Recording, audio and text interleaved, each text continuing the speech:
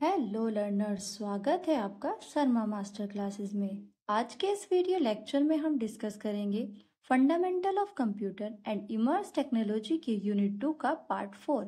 इस वीडियो में हम कवर करेंगे डाटा कम्युनिकेशन, जिसमें हम पढ़ने वाले हैं उसकी डेफिनेशन, कंपोनेंट्स और टाइप्स। तो चलिए बिना टाइम वेस्ट किए शुरू करते हैं। Data communication.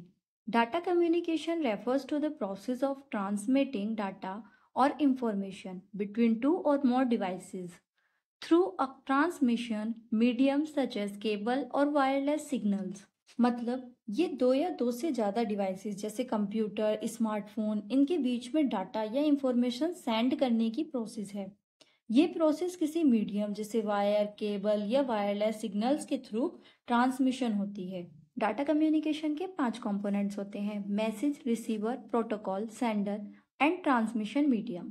आप स्क्रीन पर देख सकते हैं, हमने कंपोनेंट्स का एक डायग्राम दिया है जिसमें दिखाया जा रहा है कि ये कंपोनेंट्स कैसे वर्क करते हैं। तो चलिए अब कंपोनेंट्स को डिटेल में पढ़ते हैं। First, message, the actual data to be transmitted, example text, image, video. मतलब ये वो डाटा होता है जिसे सेंड किया जा रहा होता है। ठीक, ये किसी भी फॉर्म में हो सकता है, टेक्स्ट की फॉर्म में, इमेज की फॉर्म में, वीडियो की फॉर्म में या फिर ऑडियो की फॉर्म में। ठीक। Second, sender, the device that send the message, example computer, mobile.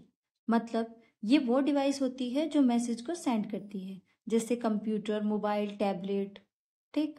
Third, receiver, the device that receive the message, example printer, server.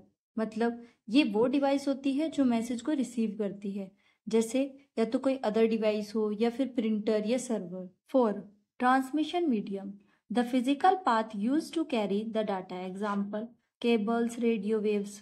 मतलब ये वो रास्ता होता है जिसके थ्रू मैसेज एक डिवाइस से दूसरी डिवाइस तक पहुंचता है, जैसे cable, radio wave, wifi. Fifth, protocol, a set of rules that govern the data communication, example TCP/IP।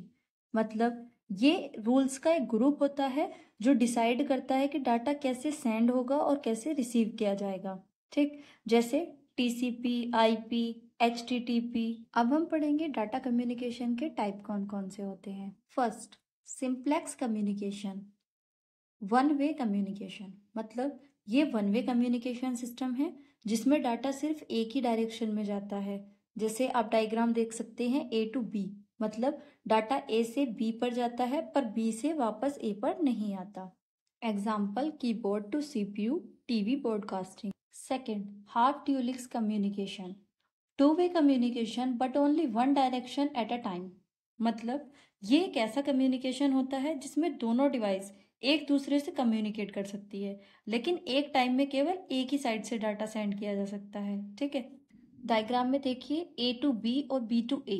मतलब डाटा A से B या B से A जा सकता है, लेकिन दोनों एक साथ नहीं भेजे जा सकते। Example walkie talkie. मतलब जब एक पर्सन बोलता है तो दूसरा सुनता है, दोनों एक साथ नहीं बोल सकते। Third, full duplex communication, two way communication simultaneously. मतलब ये एक ऐसा कम्युनिकेशन है जिसमें दोनों डिवाइसेस एक साथ एक ही टाइम में एक दूसरे को डाटा सेंड और रिसीव कर सकती है। डायग्राम में देख सकते हैं A to B and B to A। मतलब A से B और B से A दोनों डायरेक्शन में एक साथ डाटा जा सकता है। एग्जाम्पल फोन कॉल, जब हम किसी से बात करते हैं फोन पे तो दोनों तरफ से कम्युनिकेशन हो सकती है, दोनों एक साथ बात कर सकते हैं, एक साथ बोल सकते हैं। अब हम पढ़ेंगे डाटा कम्युनिकेशन की एडवांटेजेस क्या क्या होती हैं। First, enable fast communication across long distance. मतलब ये लॉन्ग डिस्टेंस पर भी फास्ट कम्युनिकेशन करना पॉसिबल बनाता है। Second, support resource sharing. मतलब ये रिसोर्स को शेयर करने की फैसिलिटी देता है, जैसे प्रिंटर, इंटरनेट, फाइल। जैसे एक ही नेटवर्क से कई कंप्यूटर एक प्रिंटर को यूज कर सकते हैं। Third, reduce cost related to travel, paper and communication. मतलब ये ट्रेवल, पेपर और कम्युनिकेशन में होने वाले कॉस्ट को रिड्यूस करता है, जैसे मीटिंग के लिए कहीं जाने की ज़रूरत नहीं होती, ऑनलाइन ही हो जाती है। Four, allow real time access to data and services. मतलब ये डाटा और सर्विस तक तुरंत पहुंचा देता है, जैसे क्लाउड स्टोरेज से किसी भी टाइम फाइल खोल सकते हैं। Fifth, help in centralise data storage and backup. मतलब ये डाटा को एक ही जगह स्टोर रखने और बैकअप लेने में हेल्प करता है। जैसे ऑफिस का सारा डाटा एक सर्वर में स्टोर किया जाता है। 6. Improve decision making with real time data. मतलब ये रियल टाइम डाटा की हेल्प से इम्प्रूव और फास्ट डिसीजन लेने में हेल्प करता है। 7. Enhance collaboration among users and teams. मतलब ये यूजर्स और टीम के बीच कोलैबोरेशन को इम्प्रूव बनाता है। जैसे गूगल डॉक्स पर कई लोग एक साथ ही एक ही फाइल पर काम कर सकते हैं। 8. Support Google connectivity via the internet. मतलब ये इंटरनेट के थ्रू पूरे वर्ल्ड से कनेक्ट होने की फैसिलिटी देता है। जैसे भारत से अमेरिका में किसी क्लाइंट को प्रेजेंटेशन भेजना। अब हम पढ़ेंगे डाटा कम्युनिकेशन के डिसएडवांटेजेस क्या क्या होते हैं। First, prone to security risk like hacking and data theft। मतलब इसमें सिक्योरिटी रिस्क ज़्यादा होता है, जैसे हैकिंग का और डाटा चोरी होने का। Second, network failure can disrupt communication.